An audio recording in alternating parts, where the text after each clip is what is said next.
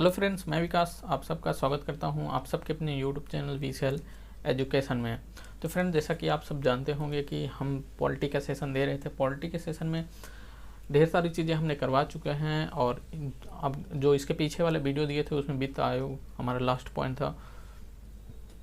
उसी के तहत हम इसमें चलने वाले हैं। वित्त आयोग से ही स्टार्ट करेंगे क्योंकि उसमें हमें नहीं लगता है बहुत ही बेहतरीन दिया गया हो, तो इसलिए हम इसमें वित्त आयोग से फिर स्टार्ट करते हैं। तो चलिए हम अपने वीडियो को स्टार्ट करना चाहते हैं और फिर अगर स्टार्ट करने से पहले बताना चाहते हैं, यदि आपने हमारे यूट्यूब चैनल को सब्सक्राइब नहीं किया है तो सब्सक्राइब कर दीजिए और बेल आइकन को प्रेस कर दीजिए, जिससे कि हमारा न्यू जो वीडियो अपलोड हो आपके पास नोटिफिकेशन पहुँच जाए और सबसे पहले आप देख सकें। और उसके बाद बताना चाहते हैं ये जो हमारा सेशन है वो लास्ट वाला सेशन है। लास्ट इसके बाद सेशन हमारा पॉलिटिक का नहीं आएगा, थ्योरी का सेशन नहीं आएगा। प्रैक्टिस सेट करेंगे, पीसीएस का प्री का प्रैक्टिस करेंगे। प्री में ऐसा प्रैक्टिस करेंगे जिसमें आपके जो सारे एग्ज़ाम होते हैं वो वहाँ से कवर हो जाएंगे। मतलब उसके लो लेवल का भी एग्ज़ाम आप देंगे तब भी कवर हो जाएगा। PCS pre, NTPC, SSC, CGL, जितने जहाँ भी कहीं भी पॉलिटी पूछी जाएगी आप वहाँ कर सकते हैं। तो चलिए हम अपने इस वीडियो को स्टार्ट करते हैं। वित्त आयोग से हम चलते हैं। तो इसमें क्या करा कि वित्त आयोग का जो गठन की बात करोगे तो वित्त आयोग का गठन अनुच्छेद 280 में वित्त आयोग के गठन का प्रावधान किया गया है।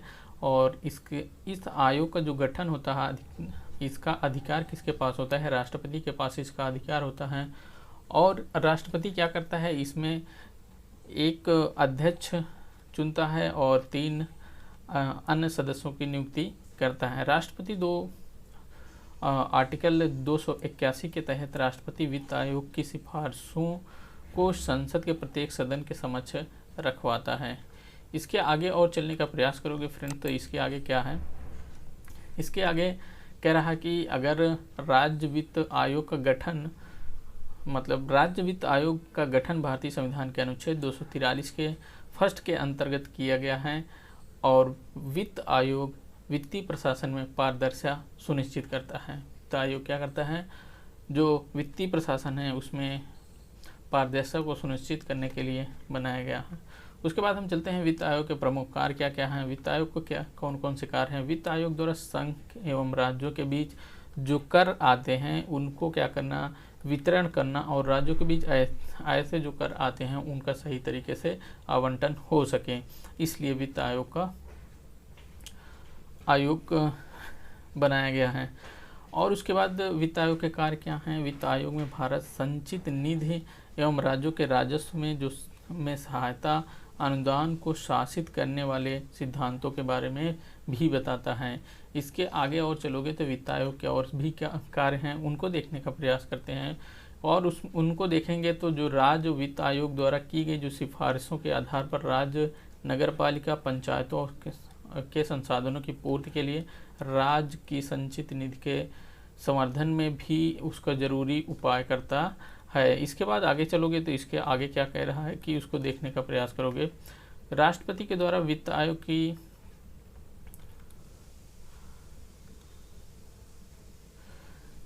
अगर राष्ट्रपति वित्त आयोग को क्या करे कि कोई भी निर्देश दे, कोई भी निर्देश सौंपे, तो वो वित्त आयोग क्या करेगा? उन्हें उस जो निर्देश सौंपा गया है उसमें सलाह वित्त आयोग देने का कार्य करता है। और फिर क्या करता है कि राष्ट्रपति वित्त आयोग द्वारा की गई प्रत्येक सिफारिश को उस पर की गई कार्यवाही स्पष्टीकरण ज्ञापन सहित संसद के प्रत्येक सदन के समक्ष रखवाता है। ये आर्टिकल किसके तहत? 281 के तहत करवाता है। उसके बाद और चलोगे तो लोक सेवा आयोग।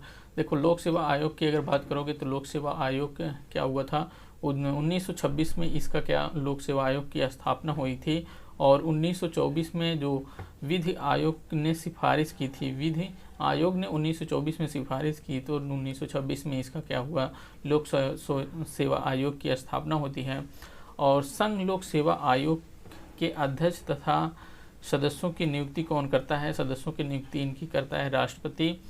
और इनका संघ लोक सेवा आयोग की जो सदस्यों की संख्या जो निर्धारित करता है वो कौन करता है? वो भी राष्ट्रपति का काम होता है कि लोकसभा में कितने सदस्य होंगे। और उनके जो सदस्यों की जो नियुक्ति करता है वो भी कौन करता है, संघ लोक सेवा के राष्ट्रपति संघ लोक सेवा आयोग के सदस्यों की नियुक्ति करता है। और इनके सदस्यों का निर्धारण भी राष्ट्रपति ही करता है। इन लोक सेवा आयोग में जो व्यक्ति जो सदस्य नियुक्त किए जाते हैं कितने वर्ष के लिए नियुक्त किए जाते हैं, 6 वर्ष।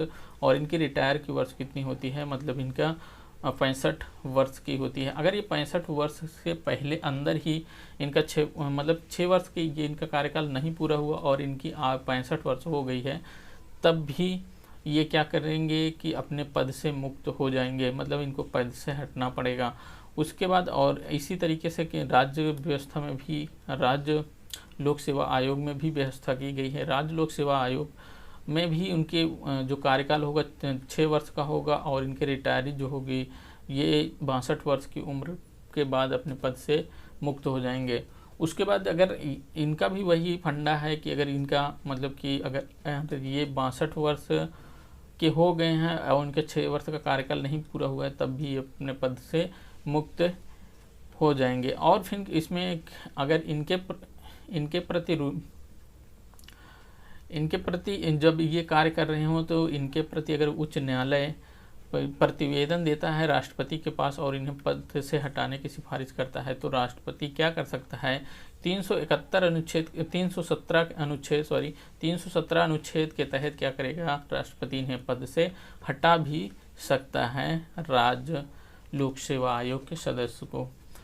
और इसके बाद आगे चलोगे तो आगे क्या कर रहा है कि निर्वाचन आयोग की बात करेंगे हम। निर्वाचन आयोग में बात करेंगे तो निर्वाचन आयोग का प्रावधान हमारे संविधान के भाग 15 अनुच्छेद 324 से 329 के अंतर्गत किया गया है। और इसको स्थापना कब की गई थी, 25 जनवरी 1950 को इसकी स्थापना की जाती है। और इसमें इसकी स्थापना की गई थी जब तब इसमें कितने एक सदस्य रहते थे। तो उसके बाद देखो, निर्वाचन आयोग का गठन मुख्य निर्वाचन आयुक्त एवं अन्य निर्वाचन आयुक्तों से किया जाता है। मुख्य निर्वाचन आयुक्त और अन्य निर्वाचन आयुक्तों से किया जाता है जिनकी नियुक्ति राष्ट्रपति करता है। और इनका कार्यकाल कितना, 6 वर्ष तक करता है, 65 वर्ष तक इनकी आयु होती है।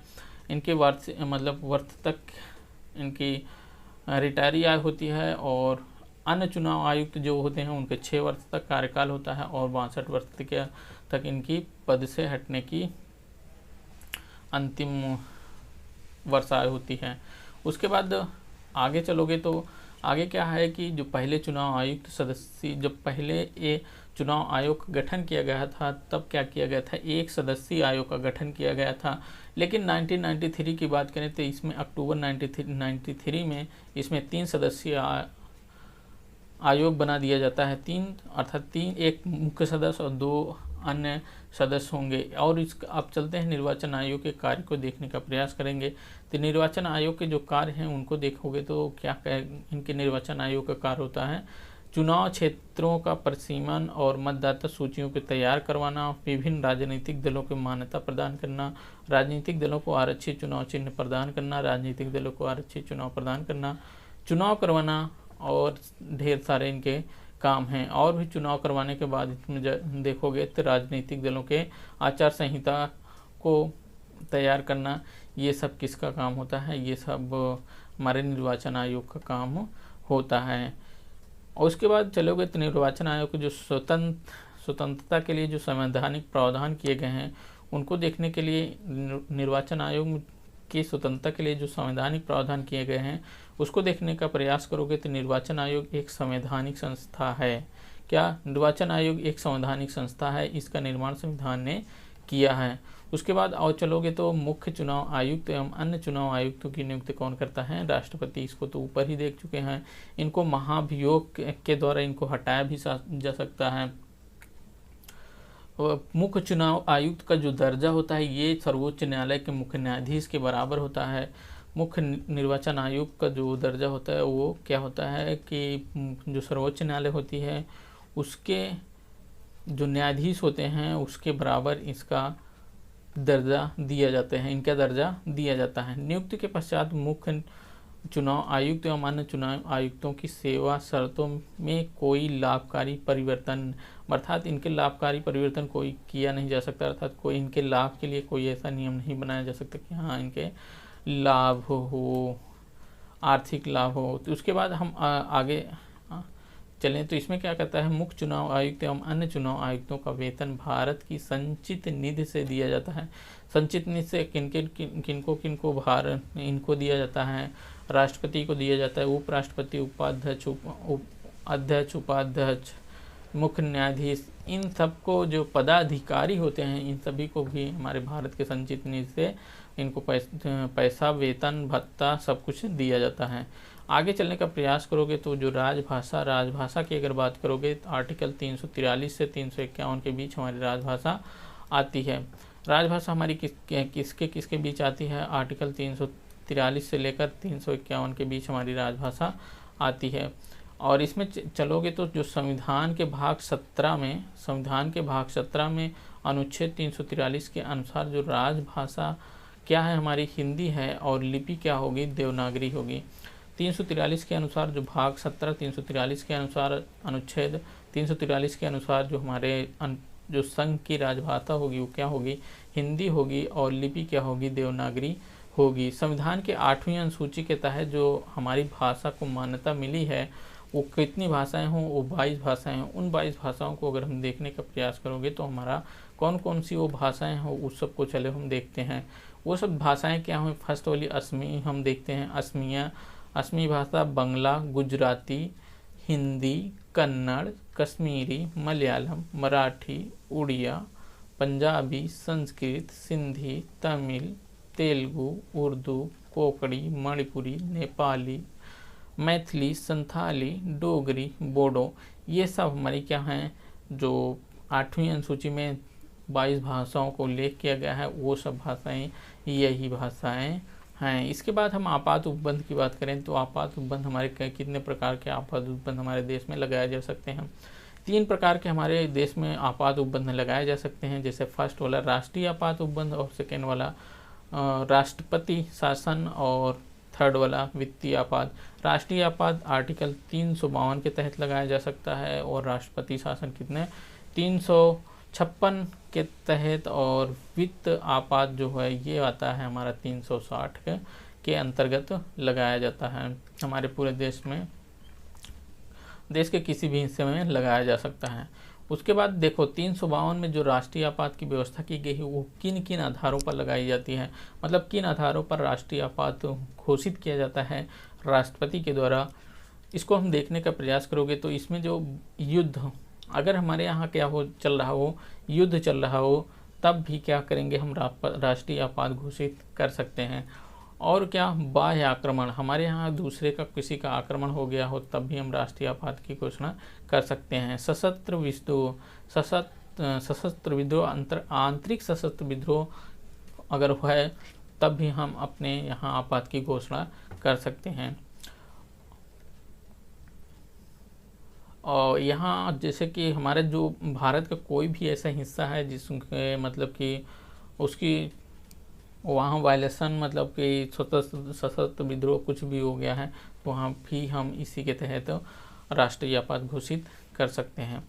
इसके बाद आगे चलें तो आगे क्या कह रहा है कि आपात की घोषणा राष्ट्रपति जो मंत्रिमंडल की लिखित सिफारिश करता है, मंत्रिमंडल लिखित सिफारिश करता है किससे, राष्ट्रपति से। जब राष्ट्रपति से करता है तो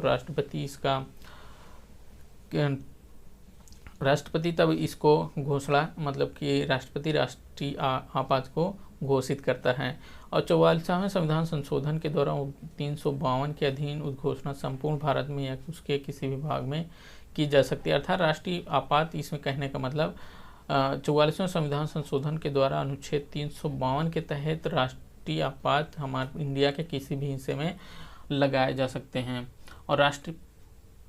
और राष्ट्रपति द्वारा की गई आपात की घोषणा 1 माह तक परिवर्तन में रहती है। अगर 1 माह से भी ज़्यादा अगर यहाँ राष्ट्रीय आपात की घोषणा कर रहे हैं तब क्या होता है, 1 माह से अगर ज़्यादा राष्ट्रीय आपात की घोषणा कर रहे हैं तो क्या करना होगा, इन्हें जो संसद होगी, संसद से 2/3 बहुमत के द्वारा क्या किया जाएगा, संसद के 2/3 बहुमत के द्वारा अनुमोदित करवा लिया जाए, तब इनको क्या ये अपने राष्ट्रीय आपात को बढ़ा सकते हैं, अर्थात बढ़ाकर कहाँ तक कर सकते हैं, 6 महीने तक ये कर सकते हैं। और इससे संसद के पुनः एक बार में 6 महीने तक बढ़ाया जा सकता है। उसके बाद यदि आपात की घोषणा तब की जाती है जब लोकसभा का विघटन हो गया हो। मतलब लोकसभा का अगर विघटन हो गया हो, लोकसभा का कैसे कैसे विघटन हो जाता है, जैसे प्रधानमंत्री क्या करे, अपने पद से हट जाए, या मतलब कि जो प्रधानमंत्री की मृत्यु हो जाए, तो ये तो लोकसभा का स्वतः ही विघटन हो जाता है। मतलब उसमें कुछ करने का नहीं, वो स्वतः विघटन हो जाता है। और प्रधानमंत्री क्या करके अपने सिफारिश के आधार पर राष्ट्रपति के द्वारा सिफारिश करता है, तब भी विघटन करवा लेता है प्रधानमंत्री, मतलब लोकसभा का। उसके बाद अगर चलने का प्रयास करोगे इसके आगे, मतलब हम यहाँ देख रहे थे, देखो हम दूसरी तरफ चले गए। यदि आपात की घोषणा तभी की जाती है जब लोकसभा का विघटन हो गया हो। जब विघटन हो गया हो तो लोकसभा का विघटन 1 माह के अंतर्गत आपात घोषणा का अनुमोदन किए बिना हो जाता है, तो आपात घोषणा लोकसभा की प्रथम बैठक की तारीख से 30 दिन के अंदर अनुमोदित होना चाहिए, और 30 दिन के बाद यह परिवर्तन नहीं रहेगी। उसके बाद अगर आप चलोगे इसके आगे क्या कह रहा है कि जो आपात उद्घोषणा होती है वो वापस लेने का प्रस्ताव पारित कर दे कौन? लोकसभा क्या कर दे कि जो राष्ट्रीय आपात घोषित किया गया है, लोकसभा ये अपने साधारण बहुमत के द्वारा ये पारित कर दे कि मतलब कि राष्ट्रीय आपात जो लगा हुआ है उसको वापस ले लिया जाए। तो ये अनुमोदित करके ये प्रस्ताव राष्ट्रपति के पास भेज देता है, तो राष्ट्रपति इस घोषणा को वापस लेनी ही पड़ती है कि मतलब राष्ट्रीय आपात को, मतलब आपात जो घोषित किया गया है उसको मतलब वापस लेना, कि मतलब अब राष्ट्रपति आपात नहीं है, उसको घोषणा करनी पड़ती है फिर राष्ट्रपति को। और आपात घोषणा पर विचार करने के लिए लोकसभा का विशेष अधिवेशन तब बुलाया जाता है जब लोकसभा के कुल सदस्यों की संख्या 1/10 सदस्य द्वारा लिखित सूचना लोकसभा के अध्यक्ष को जब सत्र चल रहा हो या राष्ट्रपति को, या जब सत्र नहीं चल रहा हो तब दिया जाता है। मतलब घोषणा पत्र, लिखित सूचना दी जाती है, तब उसमें राष्ट्रपति के द्वारा क्या किया जाता है, वो मतलब कि अधिवेशन बुलाया जा सकता है।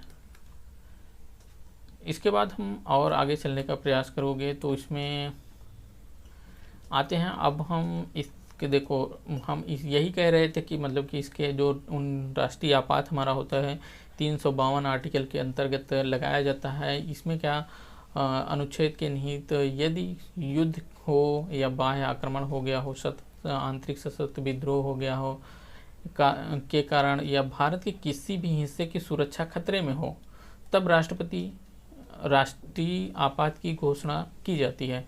इसके बाद अगर आप और चलने का प्रयास करोगे तो और क्या देखोगे कि 356 के अंतर्गत राष्ट्रपति शासन लगाया जाता है। 356 के तहत अगर राष्ट्रपति शासन की व्यवस्था की गई है तो ये किस आधार पर लगाई जाती है, इसको चलो हम देखने का प्रयास करते हैं। इसमें क्या होता है कि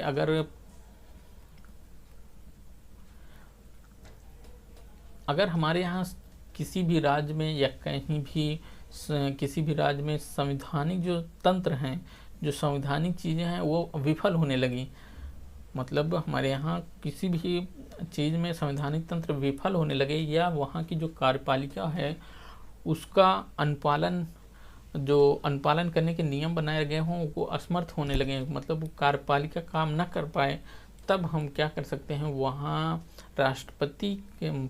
वहाँ क्या करेगा, राज्यपाल क्या करेगा, वहाँ का राज्यपाल राष्ट्रपति को अनुमोदन भेजेगा कि यहाँ आप राष्ट्रपति शासन लगाइए इस राज्य में। तो राष्ट्रपति क्या करेगा, वहाँ राष्ट्रपति शासन लागू कर देगा, और फिर राष्ट्रपति शासन लागू करने के बाद वहाँ का जो राज्य होगा, सत्ता होगी, उसको किसको दे देगा, वो राज्यपाल मतलब वहाँ कार्य करना स्टार्ट करेगा। तब राष्ट्रपति जब शासन लागू हो जाएगा, और ये राज्यपाल के ही अनुमोदन पर राष्ट्रपति शासन लागू होता है। जब संवैधानिक तंत्र फेल हो जाए, कार्यपालिका सही से काम ना कर रही हो, मतलब कार्यपालिका काम ना कर पा रही हो तब। उसके बाद देखो, राज्यपाल में आपात की घोषणा 2 माह होती है। राज्यों में जो आपातकाल की घोषणा होती है वो 2 माह के लिए होती है। उसके बाद संसद से अनुमति लेनी पड़ती है। उसके बाद इसको कितने तक बढ़ा कर किया जा सकता है, 6 माह तक इसे बढ़ाया जा सकता है। अधिकतम 3 वर्ष तक ये क्या किया जा सकता है, और राज्य में इसको बढ़ा सकते हैं अर्थात परिवर्तन ला सकते हैं, अर्थात 3 वर्षों तक ऐसा कुछ कर सकते हैं। इससे अधिक के लिए संविधान में संशोधन करना पड़ेगा, तभी आप कर सकते हो।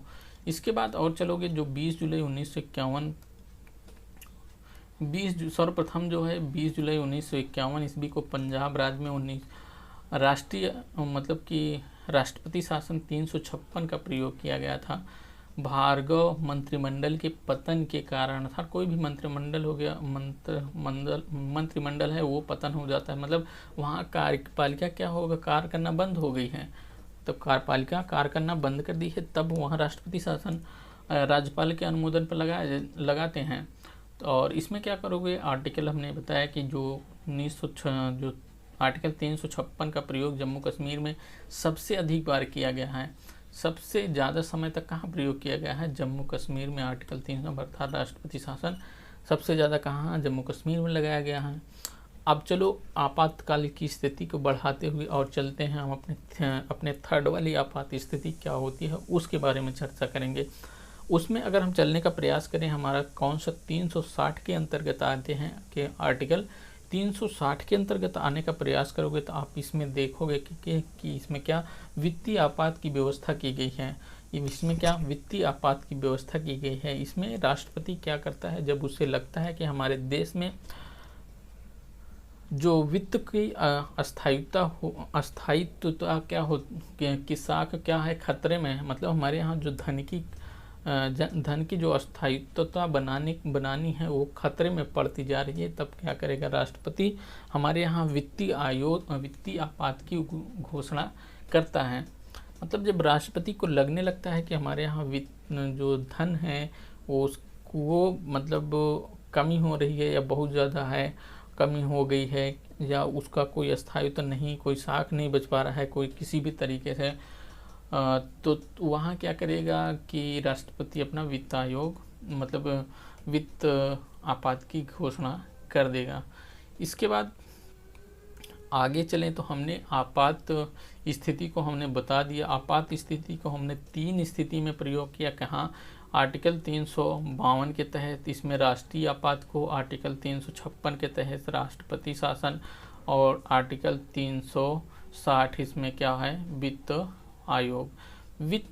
वित्तीय आपात, इसमें वित्तीय आपात, इसमें राष्ट्रपति आपात, इसमें क्या हो गया हमारा राष्ट्रीय आपात हमने देख लिया। इसमें क्या आंतरिक सशस्त्र विद्रोह हो गया, हाँ, युद्ध की स्थिति बनी हो या युद्ध चल रहा हो या किसी बाह्य आक्रमण कर दिया हो कोई हमारे यहाँ, तब यहाँ 356 में क्या हो, संवैधानिक तंत्र अगर विफल हो गया हो, कार्यपालिका काम ना कर रही हो, तब 356 के तहत हम क्या करेंगे, आपात स्थिति घोषित करेंगे। राष्ट्रपति शासन 360 के अंतर्गत वित्तीय आपात में क्या करेंगे कि वित्तीय आपात में हमने बताया कि वित्तीय आपात में हमें करना कुछ नहीं है। इसमें वित्तीय आपात में सिर्फ यही है कि यदि क्या कर रहा हो कि हमारे यहाँ जो धन की अस्थायित्वता हो वो समाप्त हो रही हो, तब यहाँ राष्ट्रपति वित्तीय आपात की घोषणा करता है। इसके बाद हम चलते हैं क्या, इसके आगे संसद की वित्तीय समितियाँ। ये हमारा, आप जानते होंगे, ये हमारा लास्ट सेशन पॉलिटी का चल रहा है, लास्ट सेशन। इसके बाद हम थ्योरी का कोई भी वीडियो नहीं लाने वाले हैं पॉलिटी के लिए। इसके बाद हम लाएंगे प्रैक्टिस सेट पीसीएस प्री का, और प्रैक्टिस सेट के आधार पे हम ऐसी प्रैक्टिस सेट करवाएंगे कि आपको कोई भी कॉम्पिटिटिव एग्ज़ाम दोगे तो यहीं से आपको सारे क्वेश्चन मिल जाएंगे। तो आप प्रैक्टिस सेट को भी बहुत ध्यानपूर्वक करिएगा और देखिएगा कि हमारे यहाँ से बहुत सारे क्वेश्चन आपको मिलेंगे। तो इसमें और जब प्रैक्टिस सेट हम करते रहेंगे तो जो चारों ऑप्शन होंगे उन सबको क्या करेंगे, हम डिस्क्राइब करते हुए चलेंगे और पूरा मतलब पर डे 10 क्वेश्चन लेंगे, लेकिन उसमें करेंगे कम से कम 50-60 क्वेश्चन आप वहाँ से निकाल सकते हो। हम इतना इसी तरीके से एक्सप्लेन करके बताएंगे। तो आप यहाँ तक तो देख लेंगे, इसके बाद जो भी सोच रहे होंगे कि इसमें ढेर चीज़ें छूटी होंगी, ऐसी कोई भी चीज़ें नहीं छोड़ने का प्रयास करेंगे। उसको हम जो प्रैक्टिस करने लगेंगे तो वहाँ पे हम यहाँ भी जो चीज़ें पढ़ाए हैं उसका भी दोबारा सॉल्यूशन मिल जाएगा वहाँ, और रिवीजन भी हो जाएगा। और फिर क्या जो चीज़ नहीं है वो भी चीज़ें हम उसमें इंक्लूड करने का प्रयास करेंगे। तो चलिए हम संसद की वित्तीय समितियों यहाँ देखने का प्रयास करें। संसद की वित्तीय समितियों को में क्या है, प्राक्कलन समिति। प्राक्कलन समिति में लोकसभा के जो सदस्य होंगे, लोकसभा के 30 सदस्य होते हैं प्राक्कलन समिति में, लेकिन राज्यसभा के सदस्यों को शामिल इसमें नहीं किया जाता। राज्यसभा के सदस्यों को इसमें शामिल नहीं किया जाता। प्राक्कलन समिति क्या होती है, सबसे बड़ी संसदीय समिति होती है। सबसे बड़ी संसदीय समिति क्या होती है, प्राक्कलन समिति होती है। और इनके सदस्यों का जो चुनाव प्रत्येक वर्ष आनुपातिक प्रतिनिधित्व के आधार पर एकड़ संक्रमणीय मत पद्धति के आधार पर होता है। और इनका जो कार्यकाल होता है, इनका कार्यकाल 1 वर्षों का होता है। और ये क्या मई के महीने में इनकी समाप्ति हो जाती है, और जो 30 अप्रैल को मई के महीने में समिति का काल प्रारंभ होता है और 30 अप्रैल को इनका कार्यकाल क्या हो जाता है, समाप्त हो जाता है। उसके बाद जो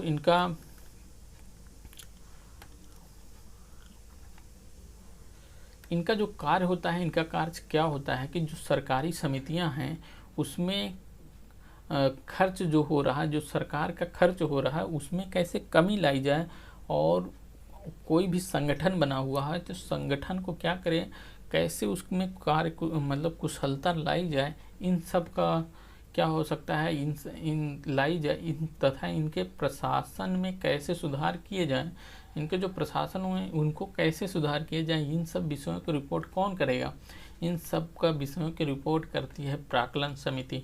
प्राक्कलन समिति का कार्य क्या हमने बताया, प्राक्कलन समिति का कार्य हमने बताया कि इसमें जो समिति सरकारी खर्च होते हैं उसमें कैसे कमी लाई जाए, और जो संगठन बनाए गए हैं उसमें कार्यकुशलता उसमें कैसी लाई जाए, और प्रशासन में कैसे सुधार किया जाए, इन सब की रिपोर्ट क्या करेगी, प्राक्कलन समिति सरकार को देती है। उसके बाद क्या करेंगे, प्राक्कलन समिति का जो प्रतिवेदन पर सदन में बहस तो नहीं होती, लेकिन यह समिति अपने कार्य वर्ष भर करती है और अपना दृष्टिकोण सदन के समक्ष रखती है। इसके बाद आगे चलने का प्रयास करोगे तो इसके बाद आगे चलोगे हमारे लोक लेख। इस समिति को जाना जाता है और इसमें कितने सदस्य होते हैं, 22 सदस्य होते हैं। 15 सदस्य जो होते हैं वो लोकसभा से निर्वाचित होकर जाते हैं, और 7 सदस्य कहाँ से, 7 सदस्यों का निर्वाचन राज्यसभा से किया जाता है, और 15 सदस्यों का निर्वाचन कहाँ से किया जाता है, लोकसभा से किया जाता है। अब इसकी बात करेंगे हम, इसके क्या करेंगे कि जो इसका चुनाव होता है, जो प्रतिनिधित्व को मत दिया जाता है वो किस आधार पर होता है, इसमें जो सदस्यों का संसद के द्वारा प्रतिवर्ष आनुपातिक प्रतिनिधित्व के आधार पर एकल संक्रमणीय मत पद्धति के आधार पर इनका जो मत होता है इनका चयन किया जाता है। चयन कैसे, मतलब कि संसद के द्वारा प्रतिवर्ष आनुपातिक प्रतिनिधित्व के आधार पर संक्रमणीय मत पद्धति की सहायता से इनका चयन किया जाता है। समिति के अध्यक्ष का मनोनयन लोकसभा अध्यक्ष के द्वारा किया जाता है, और लोकसभा सचिवालय इस समिति के कार्य की भूमिका अदा करती है।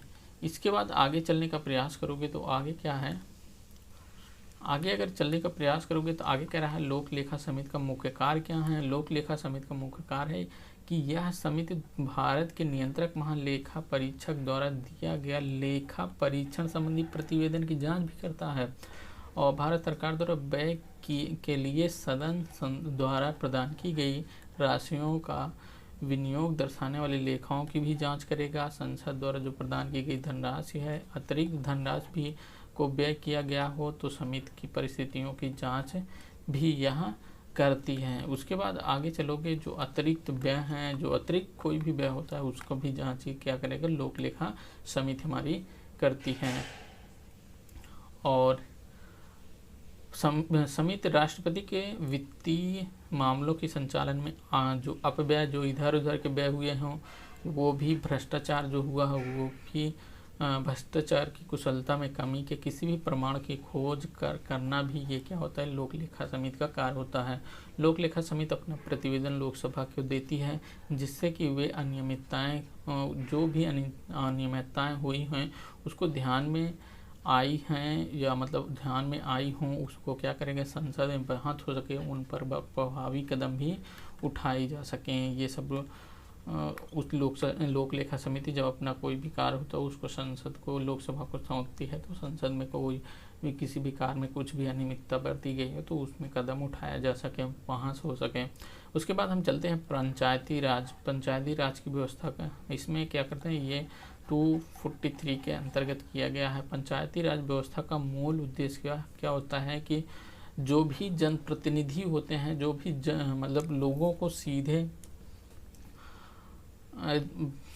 को सीधे रूप से भागीदारी कराना, ये क्या होता है हमारा कि पंचायती राज की व्यवस्था इसीलिए की जाती है कि लोग यहाँ सीधे तौर पर जुड़ सकें, लोकतांत्रिक विकेंद्रीकरण को बढ़ावा मिल सकें।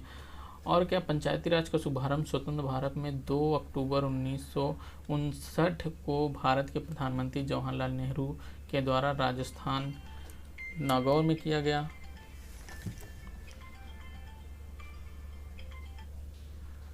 उसके बाद क्या, 11 अक्टूबर 1958 ईस्वी को पंडित जवाहरलाल नेहरू ने आंध्र प्रदेश में पंचायती राज की भी व्यवस्था की। उसके बाद अगर आगे चलने का प्रयास करोगे, आगे हम चलें तो इसमें पंचायत को यदि किसी विधि के अधीन पहले ही विघटित नहीं कर दिया जाता है तो उसकी अवधि अपने प्रथम अधिवेशन के लिए नियमित तारीख से 5 वर्ष होगी। ये भी मतलब पंचायत की जो व्यवस्था की गई है, पंचायत को उसको अगर अपने कार्यकाल से 5 वर्ष से पहले अगर नहीं विघटित हो पाया है तो उसका जो कार्यकाल होगा वो कितना होगा, 5 वर्ष होगा। और भी नीचे अगर देखोगे तो और नीचे क्या है कि इसमें कह रहा है कि यदि पंचायत विघटित हो गया हो और विघटित हो गया हो तो उसमें जो निर्वाचन की प्रक्रिया होगी वो 6 महीने के भीतर भी करवा ली जाएगी और नया पंचायत मिल जाएगा। उसके बाद यदि क्या हो कि पंचायत का विघटन हो गया हो, उस 6 महीने के अंदर एक नया चुनाव होने वाला हो, नई पंचायत व्यवस्था आने वाली हो, नए पंचायत के लिए चुनाव होने वाले हों, तब क्या होगा कि आप 6 महीने के अंदर दोबारा पंचायत के लिए चुनाव करवा के 6 महीने के अंदर दोबारा पंचायत का चुनाव करवा करके आप दूसरे पंचायत को नहीं रख सकते, क्योंकि जो 6 महीने के अंदर, क्योंकि नया जो पंचायत की व्यवस्था आई है कि नया पंचायत जो चुनने के लिए है उसको आधार पर अब नया निर्वाचन होगा तो वो 5 साल तक रहेगा। जैसे कि जब कोई व्यक्ति है ये क्या कि 4 साल मतलब ये 4 साल, ये 7 महीने, 4 साल इसने 4 साल और 7 महीने क्या कर लिया हो, ये अपना पंचायत रह चुका हो। अब इसके तो 7, 5, 12, अब 5 महीने बाद क्या है कि एक नया पंचायत के लिए निर्वाचन होगा, नए पंचायत के लिए निर्वाचन होगा। तो अब ये नहीं है कि जब ये जो विघटित हो गया है इसके लिए हम निर्वाचन चित करने का प्रयास नहीं करेंगे। जो नया पंचायत होगा ये 5 साल के लिए होगा, तो इसको तब तक हम रोके रहेंगे और इसका जो पंचायत का चुनाव होगा इसके आधार पर करवाएंगे, नया पंचायत या मिल सके। और फिर आगे और चलने का प्रयास करोगे तो आई होप कि आपको ये क्लियर हो गया होगा। आगे चलने का प्रयास करें।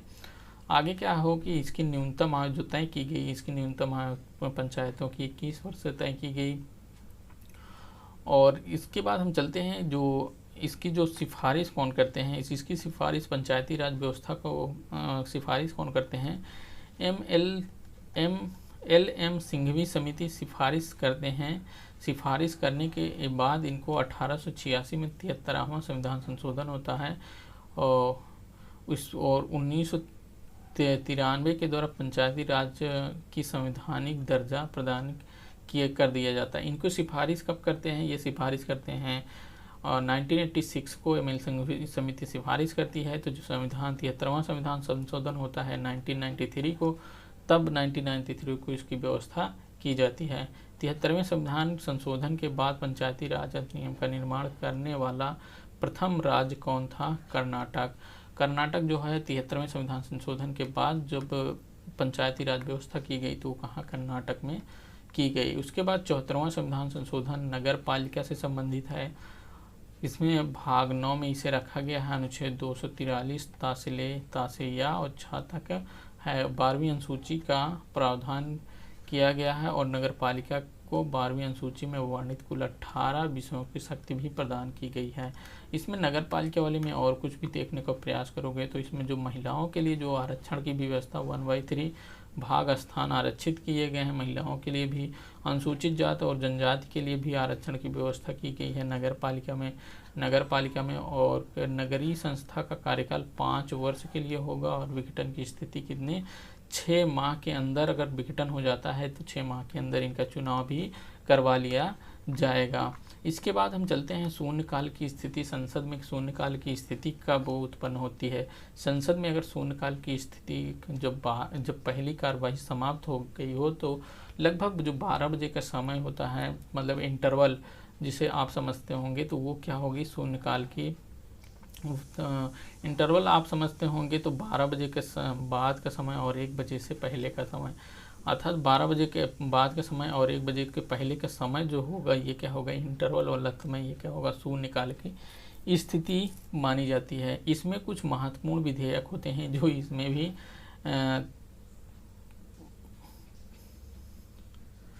इसमें भी पारित किए जाते हैं। इसमें भी कुछ महत्वपूर्ण चीज़ें होती हैं जो इसमें राज्यसभा, लोकसभा या राज्यसभा की प्रक्रिया संचालन के नियमों का उल्लेख भी नियम में कोई उल्लेख नहीं है। इस काल में 12 बजे से 1 बजे तक के समय को शून्यकाल का समय कौन करता है? कौन इसको कहा था? समाचार पत्रों द्वारा दिया गया। शून्यकाल का समय, शून्यकाल का जो ये नाम दिया गया इसको समाचार पत्रों के द्वारा ही इसका नाम दिया गया। और इसमें हमने बताया कि जो कुछ चीज़ें होती हैं जो उसमें भी पारित किया जाता है शून्यकाल के समय में भी। तो आई होप कि ये वाला वीडियो भी आपको अच्छे से क्लियर हो गया होगा। अगर आपको अच्छे से क्लियर हो रहा हो तो नीचे लाइक करिएगा, सब्सक्राइब करिएगा हमारे यूट्यूब चैनल को। अगर आपने सब्सक्राइब नहीं किया है तो गाइज आपको से रिक्वेस्ट होगी तो 1 2 3 4 आदमी को आप जोड़ें, जिससे कि हमें भी मोटिवेशन मिले कि हम अपना अगला नया वीडियो बनाते रहें। और